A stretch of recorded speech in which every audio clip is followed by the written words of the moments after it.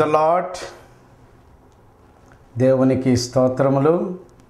ప్రియమైనటువంటి దేవుని బిడ్డలారా, మరలా మనం ఈ విధముగా కలుసుకోవటానికి దేవుడు మన జీవితాలను ప్రేమించి మరొక నూతనమైనటువంటి దినములోనికి ప్రవేశపెట్టినందుకు మనమెంతగానో దేవునిని స్తుతించవలసిన వారముగా ఉన్నాం. మీరు దేవుని ఎలాగూ స్తుతిస్తున్నారో నాకైతే తెలియదు, కానీ నా జీవితంలో దేవుడు ఇస్తున్నటువంటి మరో నూతనమైన దినమును బట్టి, దేవుని యొక్క అత్యున్నతమైన కృపను బట్టి నేను దేవుని అనుదినము స్తుతిస్తూ ఉన్నాను. అంత మాత్రమే కాదు, మీరు దేవుని యొక్క వాక్యమును క్రమముగా వినటానికి వేగిరపడుచు దేవుని వాక్యాన్ని క్రమముగా వింటున్నాము అని మీరు నాకు తెలియచేస్తున్నందుకు నేనెంతో దేవుని స్తుతిస్తున్నాను. మీరు ఆత్మీయముగా స్వచ్ఛమైనటువంటి సత్యమైన వాక్యాన్ని తెలుసుకొని దేవుని మార్గములో నడుచుచున్నాము అని మీరు తెలియచేస్తున్నందుకు నేను మిమ్మల్ని ఎంతో ప్రశంసిస్తూ ఉన్నాను. ప్రియమైనటువంటి వాళ్ళారా, కేవలము మీరు మాత్రమే కాదు, మీ ఇరుగు పొరుగు వారికి ఛానల్ను పరిచయం చేయండి. ఈ కల్వరి ప్రేమ సందేశాన్ని నువ్వు ఒక కుటుంబానికి పరిచయం చేశావు అంటే ఆటోమేటిక్గా వారి కుటుంబాన్ని నువ్వు రక్షణ మార్గంలో నడిపించుచున్నావు అనే విషయాన్ని మీరు మర్చిపోకండి. కాబట్టి మీరు క్రమముగా దేవుని వాక్యాన్ని వింటున్నందుకు నేను దేవుని స్తుతిస్తున్నాను. చిన్న ప్రార్థనతో ఈ కార్యక్రమాన్ని ప్రారంభించుకొనుచున్నాను. ప్రార్థన చేసుకుందాం. ప్రార్థన అనగానే మీరు ఉన్న పాటని ఒక్క నిమిషం ఆగి ప్రార్థనలో ఏకీభవించండి. దేవుడు మీతో మాట్లాడతాడు. మీ హృదయ రహస్యములు ఎరిగినటువంటి దేవుడు ఉన్నాడు. మీ శారీరక పరిస్థితిని ఎరిగినటువంటి దేవుడు ఉన్నాడు. నీ కుటుంబ పరిస్థితిని చక్కగా ఎరిగినటువంటి దేవుడు ఉన్నాడు. ఆయన నీతో మాట్లాడటానికి సిద్ధముగా ఉన్నాడు. కాబట్టి మీరు నాతో ఏకీభవించి ఒక్క నిమిషము ప్రార్థనలో పాల్గొనండి. ప్రార్థన చేసుకుందాం. క్రింద భూమిని పైన ఆకాశమును సర్వమును సృష్టించినటువంటి మా సృష్టికర్తవైన ప్రభువా, మీ అతి పరిశుద్ధమైనటువంటి నామమును గూర్చి స్తుతించుటకు, ఘనపరచుటకు, మహిమపరచుటకు మా జీవితంలో మీరు ఇచ్చినటువంటి మరో నూతనమైన దినమును బట్టి స్తుతిస్తున్నాను. నీ వాక్యము వినుట ద్వారా వాక్యములో ఉన్నటువంటి సత్యమును, వాక్యములో ఉన్నటువంటి జ్ఞానమును, వాక్యములో ఉన్నటువంటి తెలివిని మేము పొంది మా జీవితాలను, మీరు మాకిచ్చినటువంటి కుటుంబాలను నీ వాక్యానుసారముగా నడిపించుకొనటానికి నీ కృపను మాకు దయచేయమని మా ప్రియ యేసు క్రీస్తు నామమున వేడుకొని ప్రార్థిస్తున్నాను తండ్రి. ఆమేన్, ఆమేన్, ఆమేన్ అని నాతో ఏకీభవించిన మీకు దేవుని ఆశీర్వాదములు తప్పక లభించును. ప్రార్థనలో ఏకీభవించుట నీకు, నీ కుటుంబానికి ఎంతో ఆశీర్వాదము. ప్రియమైనటువంటి వాళ్ళారా, దేవుని యొక్క వాక్యమును ఎంతో శ్రద్ధగా మీరు వినుట ద్వారా దేవుడిచ్చే మహాజ్ఞానాన్ని పొందుకుంటాం. మన పరిశుద్ధ గ్రంథములో నుండి 1 సమూయేలు గ్రంథము 9వ అధ్యాయము 1, 2, 3 వచనాలను మనము ధ్యానించబోతూ ఉన్నాం. మొదటి వచనములో చూస్తే ఇక్కడ బెన్యామీను అనేటువంటి ఒక గోత్రమునకు సంబంధించినటువంటి వ్యక్తి, కీషు అనేటువంటి వ్యక్తి ఉన్నాడు. ఇతను చాలా భాగ్యవంతుడు. ఇతనికి దేవుడు ఒక అందమైనటువంటి కుమారుడిని అనుగ్రహించాడు. ఇతడు చాలా సౌందర్యము కలిగినటువంటి వాడు. ఇశ్రాయేలీలో అతనికి సాటి అయినటువంటి సుందరుడు ఇంకొకడు లేడు. అతడు భుజములు మొదలుకొని పైకి ఇతరుల కంటే ఎత్తు కలిగినటువంటి వాడు. 3వ వచనము, సౌలు తండ్రి అయిన కీషు గార్ధాబములు తప్పిపోగా కీషు తన కుమారుడైన సౌలుని పిలిచి, మన దాసులలో ఒకరిని తీసుకొని పోయి గార్ధాబములను వెదుకుము అని చెప్పాను. ప్రియమైనటువంటి వాళ్ళారా, దేవుని వాక్యమును వినుట ద్వారా తండ్రి యొక్క బాధ్యతలేమిటో, తండ్రి పిల్లలతో ఎలా సంభాషించవలెనో, తండ్రి ఎదిగినటువంటి యవనస్తులకు ఎటువంటి బాధ్యతలు అప్పచెప్పవలెనో కేవలము దేవుని యొక్క వాక్యము వినుట ద్వారే తెలుసుకొనగలుగుతారు. ఇక్కడ కీషు అనేటువంటి భాగ్యవంతుడు ఒకడున్నాడు. ఇతనికి సౌలు అనేటువంటి కుమారుడు ఉన్నాడు. ఇతడు చాలా అందమైనటువంటి వాడు. ఇశ్రాయేలులో అతనికి సాటి అయినటువంటి సౌందర్యం కలిగిన వాడు ఇంకొకడు లేడు. మంచి ఎత్తు కలిగినటువంటి వాడు. అయితే తండ్రి కుమారుని చూచాడు. ఒకనాడు తన కుమారుని పిలిచాడు.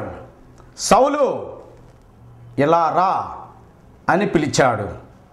పిలిచి తన కుమారునితో చెప్తున్నాడు 3వ వచనములో, మన గాడిదలు తప్పిపోయాయి, మన దాసులలో ఒకరిని తీసుకొని వెళ్ళి వెదుకుము అని చెప్పాడు.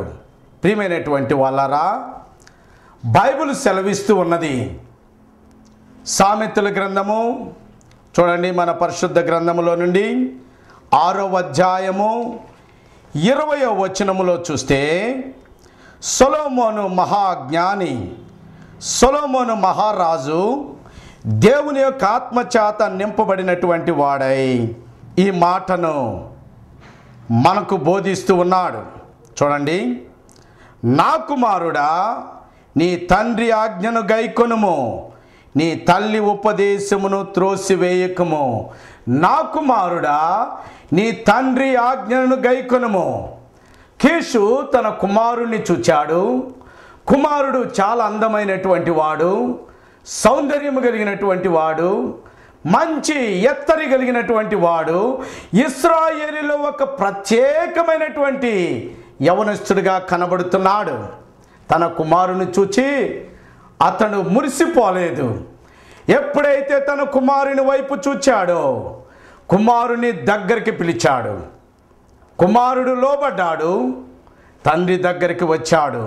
ప్రియమైనటువంటి వాళ్ళారా, తండ్రి పిలవగా లోబడేటువంటి కుమారులు, తండ్రి పిలవగా విధేయత చూపించేటువంటి కుమారులు మన కుటుంబంలో ఉంటే మన కుటుంబంలో ఉన్నటువంటి బిడ్డలు ఆశీర్వదించబడతారు.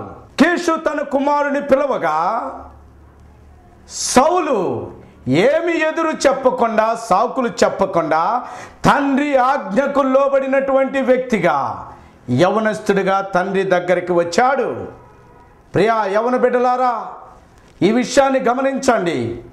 నీ జీవితంలో నీకు మేలు కలగాలి అంటే, నీ యొక్క విద్యా జీవితంలో దేవుని దయను పొందాలి అంటే, నువ్వు హెచ్చించబడాలి అంటే, నువ్వు చేసేటువంటి ప్రయత్నములన్నీ సఫలము కావాలి అంటే నీ తండ్రి ఆజ్ఞను నువ్వు గైకొనాలి.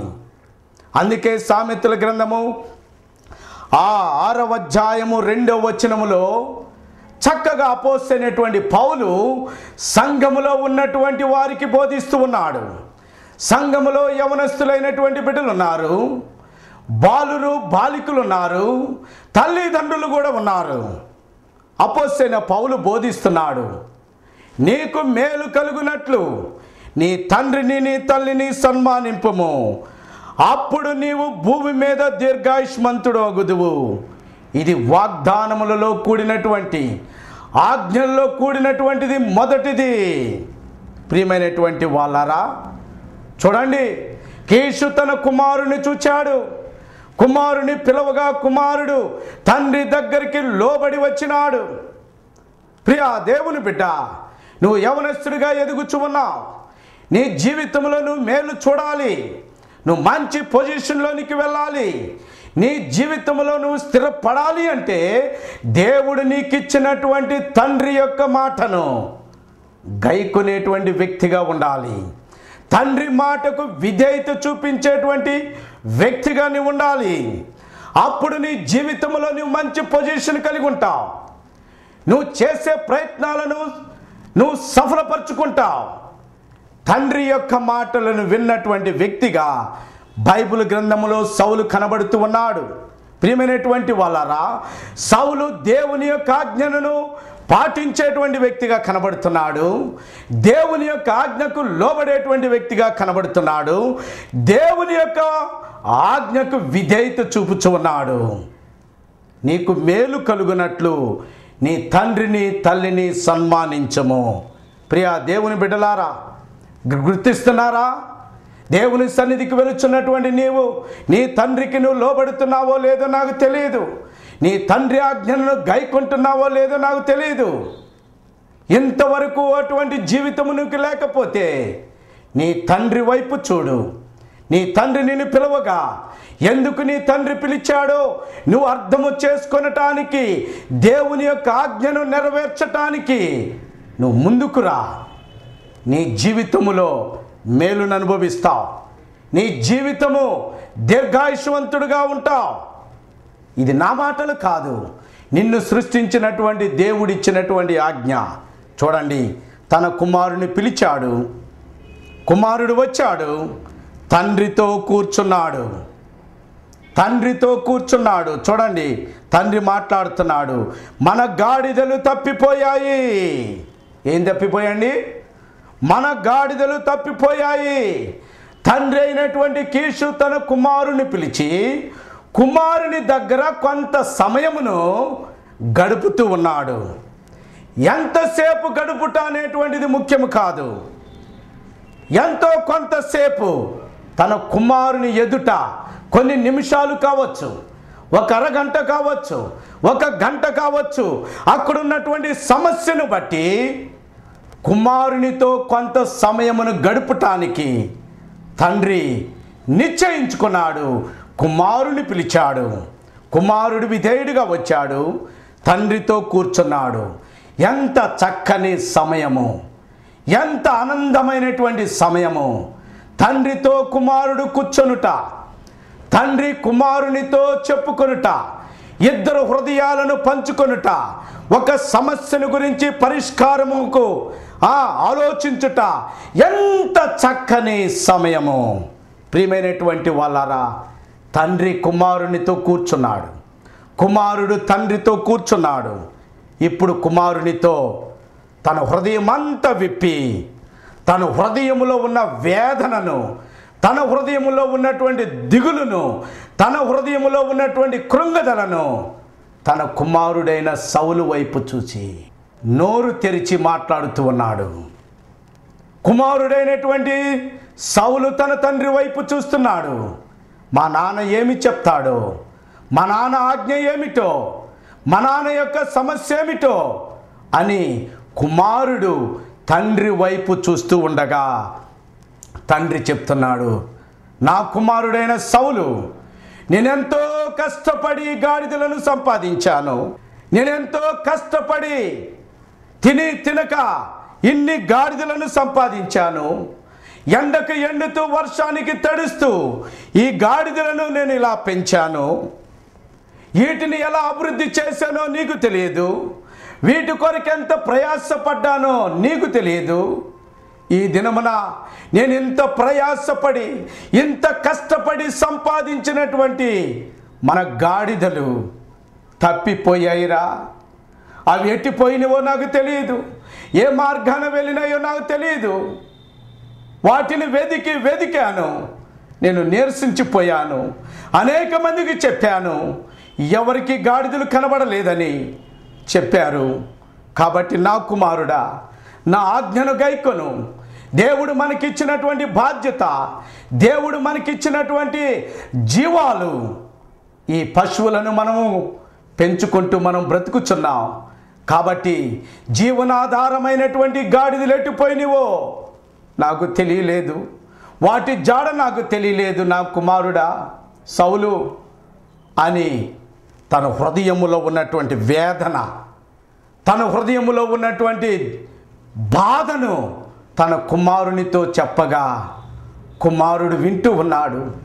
తండ్రి యొక్క మాటలు వింటూ ఉండగా తండ్రి చెప్పేటువంటి మాటలకు లోబడాలని నా తండ్రి ఎంత కష్టపడి వీటిని సంపాదించాడా, నా తండ్రి గత జీవితంలో ఎంత ప్రయాసపడ్డాడా, అయ్యో ఈ కష్టము నాకు తెలియదే అని గుర్తించాడు. గుర్తించి తండ్రి ఆజ్ఞను గైకొనటానికి సిద్ధపడ్డాడు. ప్రియమైనటువంటి వాళ్ళారా, ఈనాడు అనేక మంది తల్లిదండ్రులు బిడ్డలను కూర్చోబెట్టుకొని వారి హృదయంలో ఉన్నటువంటి వేదన, వారు గత జీవితంలో ఎంత కష్టపడ్డారో, ఎలా సంపాదించారో, ఎలాగూ బిడ్డలను పెంచారో అనే విషయాలు చెప్పటానికి నాడు తల్లిదండ్రులకు సమయం లేకపోతున్నది. ఎంత విచారము, ఎంత విచారం అండి. ఎప్పుడు చూసినా బిజినెస్ మీద వెళ్ళిపోతున్నారు, ఎప్పుడు చూసినా ఏదో ఒక పని మీద వెళ్ళిపోతున్నారు, ఏదో సంపాదన మీద, డబ్బు డబ్బు డబ్బు మీద ప్రయాసపడి దేశాలు తిరుగుతున్నారు. నీ కుమారునితో కుమార్తెలతో కొంత సమయమును నువ్వు కేటాయిస్తున్నావా? అర్థము చేసుకో. ఈనాడు నీ పిల్లలను నన్ను అర్థము చేసుకోలేదంటున్నావు. ఈనాడు నా పిల్లలు నా పరిస్థితిని అర్థం చేసుకోవటం లేదు, నా పిల్లలు నన్ను ధిక్కరిస్తున్నారు అనే చెప్పేటువంటి తల్లిగా తండ్రిగా ఉన్నావా? దేవుడు నీకు ఇచ్చినటువంటి పిల్లలతో కొంత సమయాన్ని నువ్వు గడపాలి. కీషు తన కుమారుని పిలిచాడు. తన హృదయంలో ఉన్నటువంటి వేదనను తన కుమారుని కూర్చోబెట్టి అర్థమయ్యేటట్లుగా చెప్పగా కుమారుడు సౌలు అర్థము చేసుకున్నాడు. ప్రియమైనటువంటి వాళ్ళారా, ఇంటిలో నువ్వు తండ్రిగా ఉంటున్నావు. ఇంటిలో ఉన్నప్పుడు పిల్లలతో నువ్వు కొంత సమయమును గడుపుతున్నావా? ఏదో వస్తావు, వ్యాపారం చూసుకుంటా ఉంటావు, పిల్లలను పట్టించుకునేటువంటి తత్వం నీకు లేదు. ఇంకా ఏదో నీ రూములోనికి వెళ్తావు, టీవీ ఆన్ చేసుకుంటావు, ఏదో సినిమాలు సీరియల్స్ వార్తలు వింటూ నీ బిడ్డలు ఎలా ఉన్నారో, నీ బిడ్డల పరిస్థితి ఏమిటో, వారి విద్యా జీవితం ఏమిటో, యవన దశలో ఎలా జీవిస్తున్నారో కొంత సమయమును వారితో ముచ్చటించి వారి పరిస్థితులు తెలుసుకునేటువంటి జ్ఞానం ఈనాడు తల్లిదండ్రులు లేకపోయింది. వారి పని వారే చూసుకుంటున్నారు. టీవీలు చూస్తూ ఏదో రాసుకుంటూ ఏదో పని ఉన్నట్లుగా బయటికి వెళ్ళిపోతుంటారు, అక్కడక్కడ తిరుగుతూ ఉంటారు, ఏదో పని ఉన్నట్లుగా ఇలా జీవిస్తున్నారు. కానీ ఇంటిలో ఉన్నటువంటి యవ్వన బిడ్డలతో కలిసి వారితో కుటుంబ పరిస్థితులు, ఆర్థిక పరిస్థితుల గురించి, ఆరోగ్య పరిస్థితులను గురించి ముచ్చటించకపోవటము మహావిచారము. ఎలాగు నీ బిడ్డలు నిన్ను అర్థము చేసుకుంటారు? నువ్వు పడేటువంటి ప్రయాస నీ బిడ్డలతో ముచ్చటించాలి. నువ్వు పడేటువంటి కష్టము, నువ్వెంత క్రింద దశలో నుండి వచ్చావో నీ బిడ్డలకు కూర్చొని నీ బ్యాక్గ్రౌండ్ విషయాలు చెప్పాలి. అలాగూ చెప్పకపోతే నీ కుమారుడు ఎలా అర్థము చేసుకుంటాడు, నీ కుమార్తె ఎలాగ అర్థము చేసుకుంటారండి? కాబట్టి బైబిల్ మనకు బోధిస్తూ ఉన్నది. కీషు అయితే తన కుమారుని చూచాడు, తన అందాన్ని పట్టించుకోలేదు, తన ఎత్తరితనాన్ని పట్టించుకోలేదు. ఇశ్రాయేలులో నా కుమారునికి సాటి అయిన వాడు ఎవడూ లేడు అన్న గర్వాన్ని కూడా పట్టించుకోకుండా కుటుంబములో ఉన్నటువంటి విషయాలను, ఇంటి పరిస్థితులను, తను సంపాదన దేని ద్వారా సంపాదిస్తున్నాడో జీవనానికి ఆధారమైనటువంటి విషయాలను తన కుమారుని పిలిచి చక్కగా మాట్లాడుతూ ఉన్నాడు. ఎంత జ్ఞానము దేవుడు మనకు నేర్పిస్తున్నాడు. ప్రియమైనటువంటి వాళ్ళారా, చూడండి, కీషు తన కుమారునికి బోధిస్తున్నాడు. మన గాడిదలు తప్పిపోయాయి అని చెప్పాడు. అంత మాత్రమేనా? చూడండి, మూడవ వచనములో చూస్తే ఇంకా కీషు తన కుమారునితో అంటున్నాడు, తప్పిపోయిన గాడిదలను వెదుకు. ఏమంటున్నాడండి? తప్పిపోయినటువంటి గాడిదలను వెదుకు. నువ్వు ఒంటరిగా వెళ్ళుట కాదు, మన దాసులలో ఒక దాసుని తీసుకొని వెళ్ళు అని కుమారునితో చెప్తున్నాడు. ఈ మాటలో ఉన్నటువంటి అర్థాన్ని మనము లోతుగా గ్రహిస్తే తప్పిపోయిన గాడిదలను వెదుకు అనేటువంటి ఆజ్ఞను ఆజ్ఞాపిస్తున్నాడు. అనగా కుమారునికి బాధ్యత ఇస్తున్నాడు. కుమారునికి ఒక రెస్పాన్సిబిలిటీ అని అప్పచెప్తూ ఉన్నాడు. ప్రియమైనటువంటి వాళ్ళారా, మన బిడ్డలకు బాధ్యత అనేటువంటిది మన ఇంటిలోనే ప్రారంభం అవ్వాలి. Responsibility begins at our home. మన ఇంటిలోనే మన బిడ్డలకు బాధ్యత నేర్పించాలి. కీషు చూడండి, తన కుమారుని పిలిచి, అబ్బాయి సౌలు, మన గాడిదలు తప్పిపోయాయి, మనము ఊరుకునటానికి వీలు లేదు, నువ్వు సోమరిగా అటు ఇటు తిరగటానికి వీలు లేదు, నువ్వు నాకు కుడి చేతిగా ఎదిగి వచ్చావు, యవనస్తుడిగా ఉన్నావు, కాబట్టి కుటుంబ పరిస్థితులు నువ్వు బాధ్యతను తీసుకోవాలి అని కుమారుని పిలిచి కుమారునికి బాధ్యత ఇస్తూ ఉన్నాడు.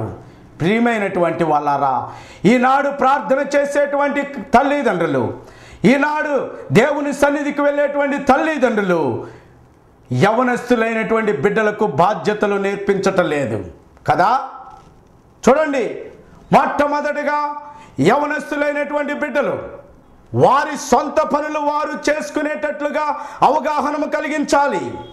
వారి బట్టలు వారు ఉతుక్కునేటట్లుగా, వారి బట్టలు ఉతుక్కున్నటువంటివి మడిచిపెట్టేటట్లుగా, ఇస్త్రీ చేసుకునేటట్లుగా వారికి కొన్ని బాధ్యతలు నేర్పించాలి.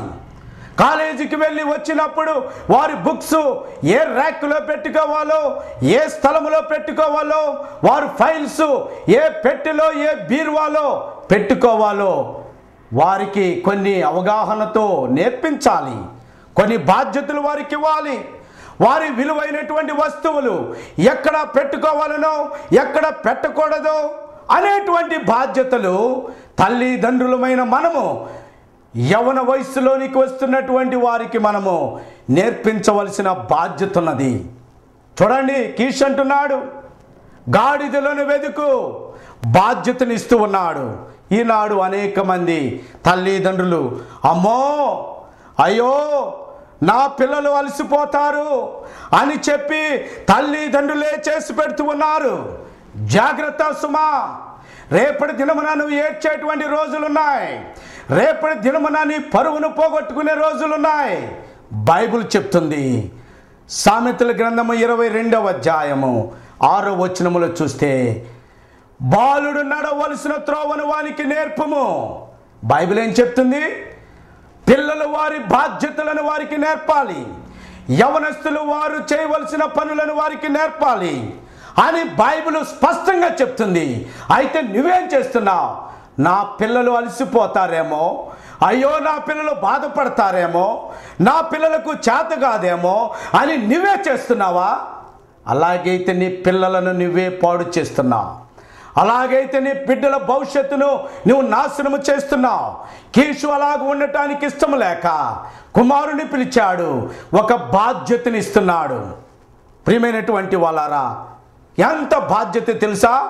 అది ఇంటిలో ఉన్నటువంటి బాధ్యత. పశువులు బయటికి వెళ్ళిపోయినాయి కాబట్టి మనము కూడా మన బిడ్డలకు వాక్యమును అనుసరించి సొంత పనులు వారికి బాధ్యతనివ్వాలి. అంత మాత్రమే కాదు, వారి పనులు వారు చేసుకుని వెళ్ళటమే కాదు, ఇంటి పనులలో కూడా వారికి బాధ్యత నేర్పించాలి. అందుకే బైబిల్ చెప్తుంది, సామెతల గ్రంథము 23వ అధ్యాయము 25వ వచనములో చూస్తే, తల్లిదండ్రులను సంతోషపెట్టాలి, వారిని ఆనందపరచాలి అని బైబిల్ స్పష్టంగా చెప్తుంది. ప్రియమైనటువంటి వాళ్ళారా, కాబట్టి మన పిల్లలకు ఇంటి పనులు కూడా చేయటం నేర్పించాలి. ఏమిటి ఇంటి పనులు? కనీసము వారు చేయగలిగినటువంటి పనులు, ఆ ఇంటిలో ఉన్నటువంటి కరెంటు బిల్స్, ఫోన్ బిల్స్, అలాగే ఇంకా తదితర బిల్లులు కట్టడం వారికి నేర్పించాలి. ఇంటికి సంబంధించినటువంటి పనులు వారికి నేర్పించి బాధ్యతనిచ్చి వారిని సమాజములో బలపరచాలి. కీషు ఇటువంటి తత్వము కలిగినటువంటి వాడు. తన కుమారుని ఇంటిలో నుండి బయటికి పంపిస్తున్నాడు, బయట బాధ్యతనిచ్చాడు. ఇంటిలో ఉన్నటువంటి బాధ్యతను అతను పాటించుచు బయటికి వెళ్ళి గాడిదలను వెతకాలి. ఎటువంటి బాధ్యత? చాలామంది తల్లిదండ్రులు నేను చూస్తున్నాను, బిడ్డలను గారాబం చేస్తారు. ఇంకా ఏకైక సంతానం అయితే ఇంక మనం చెప్పాల్సిన పని లేదు కదా. ఇటు పుల్ల తీసి అటు పెట్టనివ్వరు, ఇటు పుల్ల తీసి అటు పెట్టనివ్వరు కదా. అన్నీ అమ్మ నానే చేసి వాళ్ళను శుభ్రంగా పాడు చేస్తారు, వారే పాడు చేస్తారు. ఎలాగంటే తెలుసా, కాలేజీకి వెళ్ళే కుర్రవాడు నేను చూశాను. అమ్మా నా ప్యాంట్ ఎక్కడుంది, అమ్మా నా షర్ట్ ఎక్కడుంది అని ఒక అబ్బాయి. ఇంకొక అమ్మాయి ఏమంటుంది, నానా పేస్ట్ ఎక్కడుంది, నాకు కొంచెం పేస్ట్ అయ్యి అని అడిగేటువంటి పిల్లలు ఉన్నారు. పేస్ట్ను కూడా తీసుకోలేనటువంటి పిల్లలు, వారి బట్టలు ఎక్కడ ఉన్నాయో తెలుసుకోలేనటువంటి పిల్లలు, వారికి బాధ్యత ఉందంటారా? వారికి ఏమైనా బాధ్యతను నేర్పిస్తున్నామా? ఇంకా కొంతమంది పిల్లలు అడుగుతారు, నా బట్టలు ఇస్త్రీ చేయించావా, ఇస్త్రీ చేసిన బట్టలు ఎక్కడ పెట్టావు? తన బట్టలు ఎక్కడ పెట్టుకోవాలో కూడా తెలియదు, తన పుస్తకాలు ఎక్కడ పెట్టుకోవాలో తెలియదు, పెన్ను ఎక్కడున్నదో కూడా తెలియదు. నా పెన్ను ఏది అని అడుగుతారు. సిగ్గు కదా. చదువుకునేటువంటి పిల్లవాడివి, చదువుకునేటువంటి అమ్మాయివి, యవ్వన వయసులో నీకు వచ్చినటువంటి నీవు నీ వస్తువులు ఎక్కడ దాచిపెట్టాలనో ఎక్కడ ఉంచాలనో నీకు బాధ్యత లేదా? అలాగూ నువ్వు నీ తల్లిదండ్రులు అడగకూడదు. ప్రియమైనటువంటి వాళ్ళారా, మన పిల్లలను మనము గారాభము చేయకూడదు. కీషు గారాభము చేయలేదు, నేను వెదకటానికి వెళుతాను అని బయలుదేరాడు. పిల్లలను గారాభము చేయటం ద్వారా పిల్లలు సోమరులైపోతారు, ఏ పని చేతగానే వారైపోతారు, భవిష్యత్తులో వారు ఇబ్బంది పడతారు, నీకు నీ కుటుంబానికి చెడ్డ పేరు తెస్తారు. చాలామంది తల్లిదండ్రులు అంటారు, మా పిల్లలు బాగా చదివితే చాలండి, వారికి ఏ బాధ్యతలు అవసరం లేదండి, అన్నీ మేమే చేసి పెడతామండి అని కొందరు తల్లిదండ్రులు పొరపడుతున్నారు. ప్రియమైనటువంటి వాళ్ళారా, నేను ఒక సత్యాన్ని చెప్తున్నాను. నీ పిల్లలకు నువ్వు బాధ్యతలు అప్పచెప్పలేదు అంటే నీ పిల్లలను చెడగొట్టినటువంటి వ్యక్తివి నీవే. ఎవరో పిల్లలు కాదు, పక్కింటి వారు కాదు నీ పిల్లలను చెడగొట్టేది. నీ పిల్లలకు బాధ్యత నేర్పించవలసినటువంటి బాధ్యత నీకున్నది. కాబట్టి వాళ్ళ తరపున నీవే అన్నీ చేసి పెడుతున్నావు, వారిని సుఖపెడుతున్నావు. చూసారా, వారి మెప్పుకోలను పొందుతున్నావు. అది నీకు మంచిది కాదు, బిడ్డలకు మంచిది కాదు, భవిష్యత్తులో తన కుటుంబానికి కూడా అది మంచిది కాదు. కాబట్టి వాక్యము వినేటువంటి మనము కీషు వలె మన కుటుంబంలో ఉన్నటువంటి బిడ్డలకు మనము బాధ్యతలను తెలియచేయాలి. మన బాధ్యతలు వారికి అప్పచెప్పాలి. వారు చేయగలిగినటువంటి పనులు వారికి నేర్పించి బాధ్యతగా వారి శక్తి సామర్థ్యాలు మరింత పెరిగినట్లుగా వారిని ఏం చేయాలి? మనం సమాజంలోనికి పంపించాలి. ఇటువంటి జ్ఞానము మన కుటుంబాలకు అవసరం, మన బిడ్డలకు అవసరం.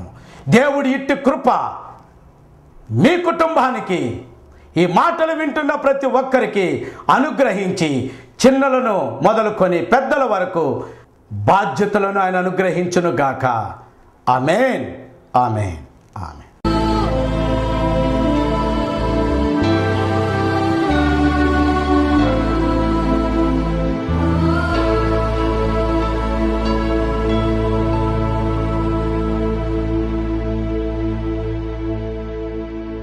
మా చిరునామా దైవజనులు కాటి ఇమ్మాన్యుయల్ గారు, ఇమ్మాన్యుయల్ ప్రార్థనా మందిరం, పిచ్చిరెడ్డి తోట, విశ్వనాథపురం, పొదిలి, ప్రకాశం జిల్లా, ఆంధ్రప్రదేశ్. ఉపవాస ప్రార్థనా సమయం ప్రతి బుధ శనివారములలో సాయంత్రం 7 గంటలకు. మీ కొరకు ప్రత్యేకంగా ప్రార్థించుటకు ప్రత్యేక ప్రేయర్ ఫోర్స్ కలదు. మా సెల్ నంబర్స్ 961-861-6640 మరియు 801-9988-001. God bless you.